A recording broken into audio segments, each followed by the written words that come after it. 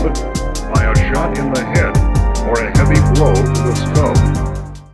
One thing that I gotta bring up immediately.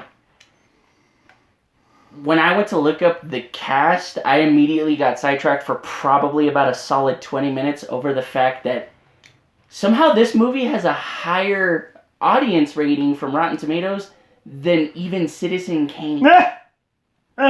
Oh, hey, true believers. Chris Mack here, along with my buddy DJ. It's Friday night. This is the inaugural Comictopia After Dark. I hope you brought your drinks. I brought mine. Today we're going over the movie Necroville. It was shot in 2007, you said, right? Yes, and it was two directors on this film. Richard Griffin. Richard Griffin. I can't want to say Richard Donner. I'm like, this isn't a Superman film. Now, real quick. It's After Dark because this isn't like the usual review that we do on our main channel. So we hope that the little ones are asleep. Yes, please, for the love of God, get them out of that room or put them to bed. Or, I mean, I can judge you, but, I mean, who cares anyways? But don't make fun in the comments. I don't care. And we have no news, ladies and gentlemen. So Necroville, 2007, Billy Garberina and Richard Griffin. That's how I'm going to remember it. Kind of making it... And this was an interesting film. It was actually shot here in Albuquerque. It was a little independent film. And I feel old because Billy was actually in a film club with me that I started when I was at UNM. Hell, let's see. Where was I in 2007? 2007, I was, oh good God, I was barely in high school. And you see the age difference here. Baby. But anyway, and so the premise of this film is it takes place in a little suburb of Albuquerque called Necroville. The town is overrun with zombies, lichens, vampires, God, everything that you can think of. So walking home on a daily basis is survival, but I just thought that was New Mexico in general. Right. I still love one of the best lines I heard, and it's at the very beginning of the film when the main character, his girlfriend, asks where he's been, and he goes, between the zombie hordes and the orange cones, you can't get anywhere. And I was like, well, yeah, construction's here, it's a bitch. I could imagine it's not going to be any better with zombies. Now you just have less footpath. And this film, to me, actually it feels like, yeah, it has the B horror charm, which I think is where it got 100% on Rotten Tomatoes, as where Citizen Kane only got a measly 99%. And mind you, I actually took the time to look over just some of the movies that have 100% on Rotten Tomatoes, whether it be audience or from critics. And some of those were The Maltese Falcon, yep. The original Seven Samurais from 1956. And you look at a lot of these films, they were literally just some of the best in, whether it was acting, cinematic photography, and then you have this clusterfuck of a film that is just so bad it's amazing. So, with that said, with the movie, I like the way it actually starts out because it does kind of cut into like this J-pop punk song that I like. And it shows the map zooming into Necroville, which we paused it. And I couldn't tell because it's supposed to be south of Albuquerque. So I'm like, is this supposed to be Bosque Farms or is this supposed to be like Los Lunas? We couldn't really tell. So let us know down in the comments because we'll make sure to throw the little thingy up so y'all can debate us in the comments. So for you out-of-staters, we apologize, but that's why we wanted to start a review of something kind of close to home. Yeah, for us, it's one of those where I remember sitting there looking at the map and I was like, oh, good God. So after the opening credits, which I thought was really cool and had that kick-ass punk theme, but that's just me, I'm a sucker for stuff like that, we're introduced to two characters, Jack, played by Billy Garberina, the director, and Alex. And or was it Adam? I can't remember. Alex was played by Adam Jarman Brown. Okay. And they're two friends, so to me, they walk up on this old video rental store that used to be here in town. I cannot remember what the name of it is, but they used to sell independent films, and I thought that was a really cool idea. So they used it, and it has this first-person point of view, like, look, the camera's shaking, so you're kind of getting that, like, right. You're getting the throwbacks to the original Friday the 13th, where so much of those films were literally just, what's going on? Well, apparently Jason is briskly walking through the forest chasing this topless chick. Little killer foo-foo hopping through the forest. And then the whole time you're thinking, okay, shit's going to go down. But they're just sitting there with the newspaper. And it actually, again, this is a very B film, folks. But it really kind of builds up the suspense because the zombie comes in. Alex is up on a ladder working on a light or whatever. Yeah, it looks like he's fixing ceiling tiles or some shit. Mind you, this is... You could tell he probably would have died immediately. All right. Because this zombie just walks right in, no nothing. He's up on the ladder, head in the ceiling. Normally you'd wait for somebody to be drugged down the ladder and die. And nope, just right past him. I know his luck. It would have been like, even the policeman, the SWAT guy from the original Dawn of the Dead didn't even have that luck when they were trying to get in the trucks and the fucking zombie just bites his ankle. Oh yeah, no, that dude. But this dude's just like, whatever. And then when the zombie gets to the counter, then it's like that crescendo. You go, BAM! And, the whole time Jack has the newspaper. He had was it a shotgun or a pistol? No, that was a shotgun he had because he's just kind of sitting there. And it's just sitting there and literally it just comes up and then you finally see, oh, it's a zombie. And then he gets literally right up to that counter and it's just, boom! And you look and just hole right through the paper, zombie's dead. But then you think the dude on the ladder's safe. Not necessarily. Bam! Right into the ladder, and you get one of those slapstick comedy moments where the zombie's dead body knocks over the ladder, the guy falls down the ladder, face right into where the zombie's face would have been if it weren't for the shotgun blast, getting all pissed off at his body. And then the punch, what? Right? What? Just getting mad at each other the whole time, just looking at each other. So at this point, this kind of reminds me of, as I was see, I'm circling back. You can call me Circle Back Mac. That rhymes! But anyway, it reminds me of Clerks meets a B-rated film because these two definitely give off that Randall and Dante vibe. They do. It's kind of disturbing how much the way you see those guys act, whether it was later on in the film or even those very beginning parts, it kind of gives those vibes that Clerks, those guys would give, which is, these are your two buddies that work at the local store that never pay attention to who comes in. You could probably make off with half of the shit they wouldn't even notice. They spend probably most of their times arguing over shit that only pertains to them. Mm. Well, we're getting a little off topic, but it's okay. In Clerks, when Randall comes to see Dante and he's like, I don't remember the lead up, but he goes, the job would be great if it wasn't for all the fucking customers. I think that's how everyone who works customer service feels, and I dare you to tell me different. No, we're all happy little campers. At this point, we're introduced to Jack's girlfriend, Penny, and she's on the phone talking to somebody. I don't remember who it is, but she's just ripping into how she says that he has no ambition, and he's always hanging out with Alex. Yeah. And I like the way that they build it up, how she's talking, and it cuts to them actually getting fired for protecting the store, living in this zombie, evil-infested city. Right. You're in literally a city full of zombies. You do the one thing you're supposed to do, whether it's, the common human nature. It's like, oh, hey, I don't want to die, so you gotta go. And he just gets fired. I'm like, doctor paid for the ceiling tiles broken. Why fire him? Right. So, one thing you find out real quick in the lives of these two is Penny's a real bitch. Ooh. Yeah. And we'll get more into her, but one thing that I'm going to say right off the bat that kind of kills it for me with Necroville, and this is, I can probably be like, you're pretentious! But in film school, they always said when you introduce a character, you got to flesh them out, give them depth, not just, like a sounding wall for someone. And every moment that you get with Penny is just her bitching at Jack for something. You don't understand a whole lot of it. There's a couple of dialogue moments where she says, you don't have any ambition, blah, blah, blah, blah, blah, blah. You don't go back to college, but there's not enough to really flesh her out. And it's kind of sad. You can grow to hate her, but for no really good reasons. Because she is one of those that, I mean, technically you're not supposed to like her. You're not. But with the type of character she is and the relationship she has with the main character, you should be disliking her for more than the fact that she's just very fucking naggy.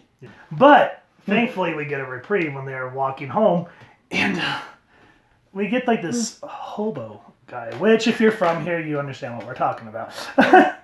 And he says some joke that this is another thing that, again, this is a B film. They didn't have a huge budget, but there's times where it's really hard to hear shit. Like he says this joke, I couldn't understand a word he said. He says something like, "Hey fellas," and he does like this weird like leprechaun dance or something like that. Right? You're sitting there and you're like, are you an actual hobo? Because you're just, for me, I watched him and I was like, there's no way they just got a real hobo off the street to just say a line of dialogue. They're like, here, man, I'll give you a Big Mac if you could say these 5 lines. Yeah, but here's the thing, though. Is instead of wanting change, because this is Necroville, he asks for ammunition. Yeah, it makes sense. Yeah. And they're just kind of like, okay, here you go, old timer. And yeah, the poor hobo, he gets it. He actually bites it like he's a fucking, what are those old gold siffers? What are they called? Prospector. Yeah, he's like a prospector. He's like, and I'm like, to make a pun, he bites off more than he can chew at that point. Now, for all y'all that are from here, the storefront that this happens in is in front of the original Astro Zombies comic shop. Like, they're on the corner, but they used to be there in the storefront. I was just kind of like, memories. Right, you look at that and you're like, wait, I know that place. We get back to Penny, which I don't. Which you don't want to. Yeah, you really don't want to, because every time you put her in a scene, even when you have the main character who, by all accounts, from personal opinion, worked with what he got to the best of his ability. That man really gave it all he got. When he was put in a scene with Penny, you're just like, he's trying, but her, it's literally like she's not giving him the wall. Nothing. Right? Literally, she ain't giving him shit. Now here's some funnies. Why don't you tell everyone what the actor's name is? Now this girl seems like she's real sweet in real life, so we don't mean to rip in real life. We're just ripping on the character. So let's oh yes, let's be straightforward. But her real name, it kind of made us stop going, what? Yeah, or at least the name that it's credited as. Yeah, so the credited name for the actress who played Penny, Brandy Blue Jacket. We just Man! I'm trying to set the shot for this, and I stopped and I was like, what the fuck? I was like, her name is Brandy Blue Jacket. He looked at me, he was like, what? And I was like, if your parents weren't setting you up for low expectations, they were like, okay, your last name's Blue Jacket. What do we gotta give you? You gotta give her let's be creative with her first name. And then they were like, Brandy. Let's just hope that her middle name's not Blazer. So after we get that lovely scene with Penny, the next day Alex and Jake. My God, I'm just gonna start calling him Bajaki or Bajiki. But yeah, they start job hunting, and it's kind of like, you guys got fired together, you look for jobs together. That's adorable. So why don't you tell them some of the jobs they find? So, originally they were going through the job hunting, and I think one of the... But who looks through classifieds anymore? Right? Good Lord. Even our newspapers? Because we still have newspapers. Nah. Do they even have classifieds anymore? You tell us. I don't know. That's a great question. One of the jobs he brings up, glory hole sanitizing. Yeah. Which, with Jack's girlfriend, I'm pretty sure would hit a little bit too close to home. God. I'm waiting for this to be like an episode of Pee-wee's Playhouse. The secret word is Penny! Oh, God. So, kids, every time you hear Penny, you take a shot. They eventually, was it in the ad or was it in a commercial for their... So they went through the classifieds and they end up seeing the ad on TV for the company Zombie Gone. Yes. Which, obviously, if you cannot put 2 and 2 together from the title of the company, which I feel bad for you greatly. So it's like Ghetto Ghostbusters. Yeah, literally, they are Ghetto Ghostbusters. Or better yet, from Supernatural, the Ghost Facers. can't do that while I'm drinking beer, man. So they go to apply it at Zombie Gun. And this place is the old, for those who live here and other places, like, get over it and shut up! I'm not going to shut up because I'm having too much fun. It's called Solar Arts. And that place was actually really cool. When I was in college, they actually let me do a couple of our film viewings there. And this is where we're introduced to the boss. Oh, Jesus Christ. This guy is sort of my spirit animal, but not really, but sort of, but kind of in a way, but not really. A Rastafarian that listens to heavy amounts of industrial metal and is always high. He has a giant ass joint in his hand, I think it is. Yeah, which is funny because I think in every scene he's doing something weed related, but it's always to an extreme. I think at one point he has a bong the size of like a freaking fire hydrant. Something like that. It's intense. Like, so they're like, let's go over the top. The guy, he basically kind of runs them to the steps to say, you know, like, what do you know? Yeah, I'm trying to do a Rastafarian accent. I'm not even going to go there. Yeah. But Alex takes on the guns. He's just like, oh, this is a little. I like guns, but I'm not, you know, you ask me a comic book, yeah, I'll go that direction. But yeah, I know. He asked him about the gun, and his buddy looks at him. He's like, you're such a Republican. And I was like, one, not everybody's born with that type of gun knowledge, alright? That takes some skill. I know, you just kind of, it was one of those moments where you just have to kind of go, and here's the can of worms, it just spelt over. Billy is basically, he says he's good with his fists, so you're just kind of like, wait, what?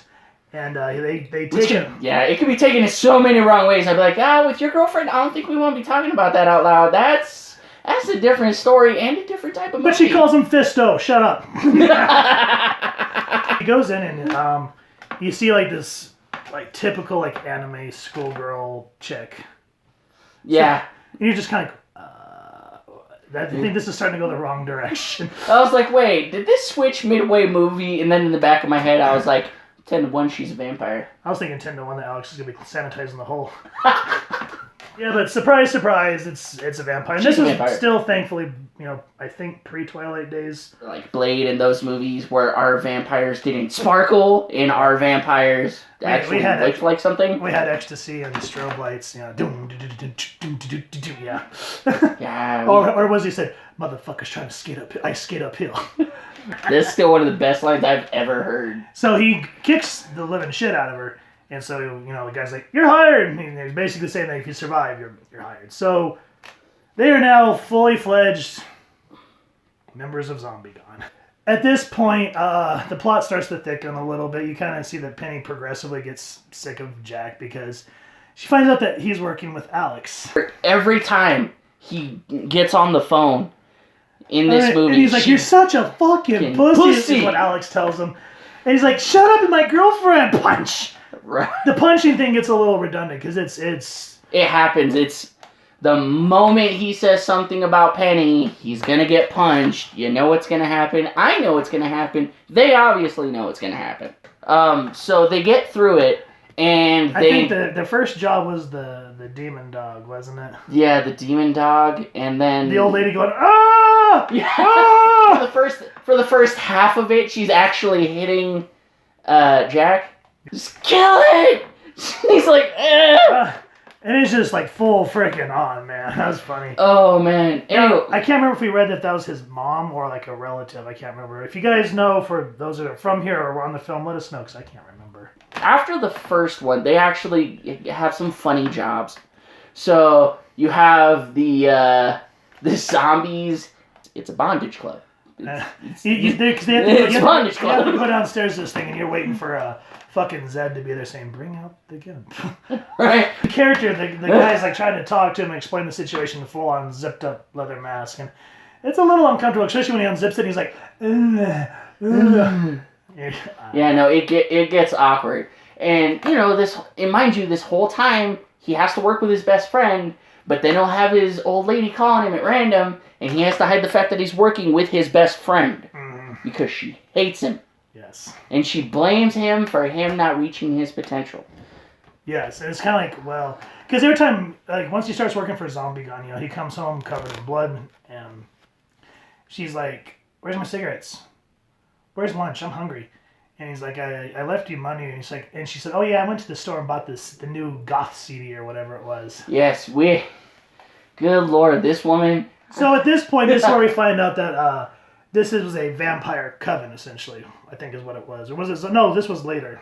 No, so the next job is they have to go to a house that's supposedly infested with vampires. And their boss goes over the fact that there may in fact be a head vampire, which then causes a weird chain reaction flashback. Yeah, like all of a sudden Jack training at his dojo, which came out of nowhere, and he's talking to his sensei about head vampires, but it's not in the past. That one really wasn't, like, there was no proper setup for that, so I was left that whole scene going, what the hell just happened? Right. I think the only thing it served was to introduce the character Mark. Mark was played by who again? Clark, which is played by Mark Chavez. Ha! Very well. That was a good play. That was a good play on names. Right. But wasn't he also part of like a local comedy troupe? Yeah, they were. What was it? Improv. They were called the Pajama Men. I saw them because in college you had to, when you took theater, you had to do X amount of theater shows or whatever. But yeah, I saw the Pajama Men. They're actually really funny. So actually seeing part of them there, I was like, I got to meet them at UNM. But anyway. Yeah. But you get to meet basically what happens. And he pulls off playing a douchebag something fierce. He does. Like, that is amazing. Because you look at this guy and, like, even you see him and I was like, I bet in high school you were that kid. And not the cool kid, not the douchey kid, the kid that even the chess club kids made fun of. Mm. You thought he was that guy. But he played the douche. Like, you could tell he took notes throughout his life on how that dude acted. So when it came to time, it was there. He just knew. So that was, I didn't expect it, and he got it, and I was like, I hate you in all the right ways. Nah, he's one of those you love to hate type characters.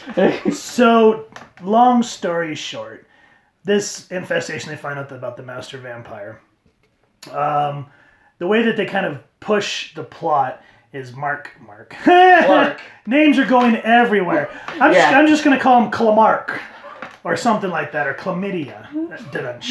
But Jack's his name, comes home to Penny, and she's all full on, like, goth. Early 2000s goth. And for those of us that remember early 2000s goth, or even mid 2000s, like 05. Yeah, it was like you saw it and you were like, wait. Yeah, this isn't. They're not trip pants, but I get it. Leather. Goth. Wait. I think I know where you're going. So Penny says she's going clubbing, and Jack's like, oh, cool, I'll take a shower and I'll go with you. And she shuts that shit down. She's like, I need time with my man. Right? Mind you, the whole time she's had nothing but time to herself because she refuses to get a job while he works. Mm-hmm. So Jack decides to kind of check up on her. And we go to the club. And I will admit, at this point, the music playing, I want to know who spun that. Like, who locally did that. Because it sounds like a band that I know named Diverge. That's the band. Sorry, Tommy. But anyway, yeah, whoever did that track, I do want it because I like it. I still like it. Yeah, that was actually... whoever spun that did it amazingly. That's why I was like, there was no way that type of skill was put into your guys' Now check this out. So speaking of which, Clark, Chlamydia is spinning, and he's kind of going and he looks over at his vampires. They're just like, and at first you're like, what the fuck does this even mean? And then they go, and it's like they're trying to pull off Blade. Flashbacks to the first Blade movie where they're on the club, and then all of a sudden, everybody's showing their fangs. Yeah, but you don't get the cool blood shower scene. Yeah, you don't get the cool blood shower or Wesley Snipes, for that matter. Motherfuckers ice skating uphill. Yeah, or motherfuckers that ice skating uphill, or Whistler. So this whole scene, other than Penny being a bitch, serves to show that Mark, spoiler alerts, is the master vampire. Yes. And then it kind of goes back to the dojo, seeing that Billy, Jack, and Chlamydia there have history. So that kind of, at least in that sense, they're trying to keep like plot and narrative going instead of too many holes. And what I like about it is they're kind of intertwined from the past all the way up. Yes. So Penny never got over Clark. Yeah, so here's another thing that just comes out of fucking left field. Is they're laying in bed, and she's like, Jack, she's like, I want to see other people. And she's like, by other people, you mean Clark? And you're like, wait, what? And like, all of a sudden, it's like, they dated? And so the rest of the film kind of goes into, Jack explaining to Alex what's going on. And it's somewhere in here, I can't remember, but we have this weird ass, like, acid trip dream from Alex. Because Alex is like walking through like this hotel or something, like a motel. Yeah, so it's weird. It's supposed to be like, I think it's supposed to be like a hotel or a cheap apartment complex, and the first thing you have is the fucking zombies doing the Batusi though. Yeah, there's the zombies doing the Batusi, and then he opens one door, and there's his buddy. There's Jack. Yeah, Penny's like full on like BDSing him. She's straight up dominatrix.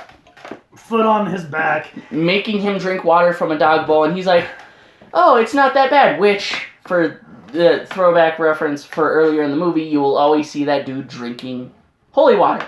Yeah, Alex is always drinking holy water. He's like, will you stop that?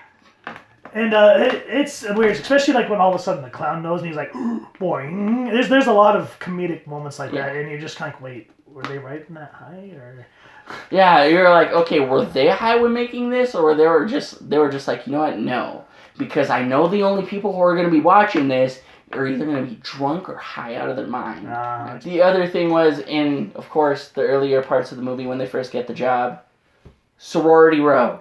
There's the zombie horde on sorority row. So speaking of which, they do go to the campus. There's another zombie infestation. And of course, can't have sorority without some bimbos. No. And because he's the guy with the gun, he gets to stay with all the girls while his buddy goes out with the freaking baseball bat. Yep. And he's like, are you going to help me? And they're like, no, we want Alex here. And that's right. They want to send a message to Clark. They want to send a message to Clark. But let's pause here because we actually missed some stuff. So we kind of get... so Clark's kind of, at this point, doing the side with Penny. And... Yep. You kind of want to wonder if maybe the reason she's such a bitch is it's her time of the month because Clark's doing some downtown Lester Brown, and he's got a full-on Heath Ledger smile when he comes up. Oh yeah, he took Earning Your Red Wings to a whole new level. And then there's another scene with Clark, and this actually, minus that, this is the hardest scene for me because you get a little behind the scenes with Clark, and he's doing his music, and he looks like the lead singer of like Joy Division or something on crack or something. Right, you're looking at him and you're going, what is going on with you? So one of his minions comes in and interrupts him, punches him, and he's like, never when I'm working on my art. I'm making a mixtape for Penny. And you're just like, what the fuck? After that little cringe, Clark says, yeah, I'm ready for my dinner. And you're thinking, okay, they're going to bring like some victim and do like maybe like a vampire. Look at me trying to get fancy. Vampire Lestat type thing. But this is hard. Why don't you... You want me to do it? Yeah. Okay, being a dad, it's hard. Yeah. Okay. So, his meal is a baby. And like maybe not even like 3 months. Yeah, and when I mean baby, I mean baby. Not toddler. Baby, get in my belly. Yeah, not toddler. I mean baby. And it gets so bad let's just say it has to do something with the soft spot and the soft spot in the back of the head and a straw. And it gets kind of like intense. Like you think that they're gonna cut? No, they play it through, which kudos to them because that could have went wrong in so many ways, but they saw it through. Before the big showdown, there's one more scene that I do want to talk about, and I cannot remember this guy's name either. Basically, it's his day off, and Jack and Alex get called out to, they say it's like a zombie infestation. They roll out, and it's the Solar Arts backlot. And it's kind of so the call was like right behind their job. The call was right behind their job, but it's supposed to be in a different part of the city. Yeah, so they kill off the zombies or whatever, and they're like, is that it? They said that it was supposed to be massive. And props to the people of Berkeley. That's what we call Albuquerque's birthday, or Duke City. But it was like all these extras just, whoa, man! It looks like Night of the Living Dead. It literally goes from it's the same 10 guys that you saw 5 scenes ago, to holy crap, there's like 90. they get scared and they jump in their car, and Jack does the stupidest thing. Like, I swear, I don't mean to be like this, but I feel like in horror films, just like people go fucking stupid. Right? I don't know what it is, but in horror films, especially horror films that include zombies, it's slashers, any form of slasher. I don't know what it is, but as in life nowadays, common sense is not so common. And he ends up leaving his keys outside. Yeah, he left his keys to their truck on the ground outside in the middle of this freaking group. It gets a little stressful. The car is rocking, and they call the boss. And like, well, what do we do? And you realize that he goes just from being a pot smoking Rastafari into heroin or some shit. Because like when he's on the phone, you see him. Yeah, he's getting ready because you can tell. I guess it just might have been one of those days for him. I don't know what. I know, but he just says, "Call me if it all works out," and he's fucking clocked out. So they end up having to call it's Chainsaw Rob. Chainsaw Rob or something like that. But and this he answers the phone. He's like, "It's my day off." And he goes, "Oh, first says how many?" And he comes out and he's just like this big like Paul Bunyan sumbitch. And he goes, "My axe." So Jack runs up and it's a hand axe, and he goes, "My other axe." Yeah. And it kind of puts Ash's hand chainsaw to shame. It's like a 10-foot chainsaw. It's meant to cut large trees down, and he's just going to town with that thing. And there's a lot of blood. There's a lot of smoke. It's a really, for how low budget. Like when you look at the cinematography, and what I mean by cinematography is like the way it's shot. You could tell it was shot on a relatively cheap camera, the lighting and whatnot. It looks kind of like a home movie in a sense. But they still do a good job of showing blood and smoke flying. And when it's over, that guy's just like... And he's just like, "It's my day off. Don't call me till Tuesday," or some shit like that. Yeah, he says, it's the one guy where you're sitting there going, why couldn't this movie just been him the whole time? I'd love to see a spinoff on that guy. But at this point, so we've got some cool scenes. Now we're back to plot A. Yes. And this is where they decide they need to do the show off with Clark. Because there's many scenes where like, well, we haven't still figured out what to do with Clark. And this kind of reminds me of modern TV where like 23 episodes, and they do like a whole lot of different stuff. And then like, oh yeah, we need to get back on course here. So the way that they decide to finally challenge Clark is like the most immature thing ever. One, you say immature, I say classic. It's a drive-by fucking bricking. They hit him in the head with a brick, and he goes, "Ow!" And then they also run him over. Yeah, and they run him over twice. Oh yeah, twice. They run him over twice while he's sunbathing. Which vampires and sunbathing, that still got me the whole time. He's the only vampire that can sit out in the sun. Tan supposedly, or try to tan. Ow. So they have to meet him in front of the Lobo Theater, which is an old school theater here in town. And what I like is this message, and this is P.S. And he goes, he's like, "P.S. You spin for shit? No, you spin for shit." Okay, one, that, I don't care. This was the best part ever. Like, if you're a big Looney Tunes Tex Avery fan. Yes, I was waiting for that piano to just say Acme on it. Yes. Because literally, they lure him to a spot, drop a piano on him. I think one of my favorite parts of the big lead up is actually the fact that they do... So, with the piano, of course, like any good cartoon slapstick comedy style, you have to have something that's supposed to lure someone. Yes. And of course, well, what's going to lure a vampire? Free blood. There's a fish tank full of, like, I guess it's like cran raspberry or something, but yeah. It looks so bad. But and like the guy, he walks past it, and chlamydia, Clay. He's just like, and it's very cartoonish the way he's thinking about it. It's pretty hilarious. And then was it like, "Hey, asshole!" And he looks up, and the way that they shot this was really interesting because I think what they initially did is they had Clay or Mark stand there like this, And I think they started the camera down and then hoisted it up and then played it in reverse. Because the way it comes out is very Looney Tune-ish, like something's falling on a... Clark. No, fucking Wile E. Coyote. Wile E. Coyote. And the worst part is Jack says in his theory is like, there's all these shards, maybe one of them will pierce his heart, and you're like, really? Yeah, we're at the epitome of grasping at straws. So, we're just throwing it to the wall and see what sticks. So a big fight ensues, and there's like Matrix moments, there's teleporting, there's combat. Because you cannot have a fight scene that took place in any year from 2001 to 2009 and not have some version of bullet time. You want to tell me your favorite line at this part with the two thumbs? Yes! So this is Clark's goading Jack on at this point. Yeah. And he goes to probably one of the worst one-liners I've heard in a movie. Because it's so high school. He just looks at him and then cracks this shitty smile and goes, "Who has two thumbs and fucked your girlfriend? This guy." And I'm just like, oh shit. It just got real, folks. So to kind of tie everything in a neat, nice little bow, we kind of touched on it a little bit about the holy water. I think I've never seen a vampire film end quite like this.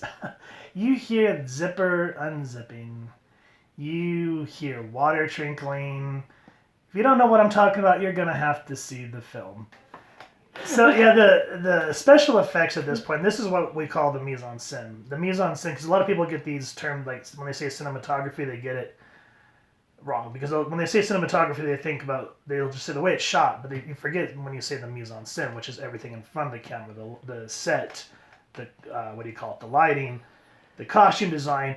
Well, the way that he starts to die is like fucking spectacular. It's like something you'd probably see in Evil Dead. It's very... Yeah, it literally gave me Army of Darkness flashbacks. The way he starts to die, you're like, this actually is really good for the budget.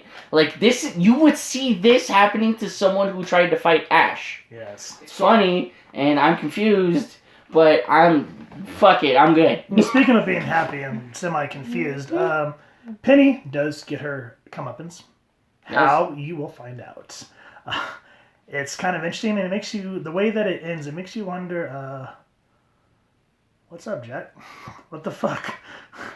But, so that's Necroville, folks. Was it good? Was it bad? I say it was so bad, it was good. Working with what you got, they did good. Yes. They actually did really good. Mm-hmm. And I think the best part for me, and it's just kind of what we do here, is you get all your buddies together to make a film, and you could tell they were having fun.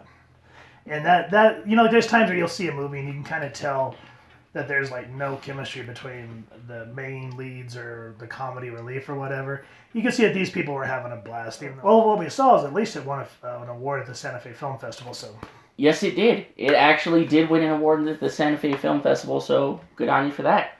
So I think at the end of the day, that's what's important. As long as you have fun, yeah, I know that movies cost big budgets, but at least it's one of those ones that's going to keep you talking, whether it's good or bad. And in my book, that's always a win. To me, that'll be the next Citizen Kane. So, folks, with that, that's Necroville. We hope you've enjoyed Comictopia After Dark. Let us know what you'd like to see down in the comments below, or our social media pages, which I'll make sure to leave the links down in the description. If you've enjoyed it, please, first and foremost, hit that little cinema bell next to subscribe. Really helps the club out more than you could possibly know. So, for Comictopia After Dark, Chris Mack. DJ. All right. Thanks, folks. We'll catch you on the next one.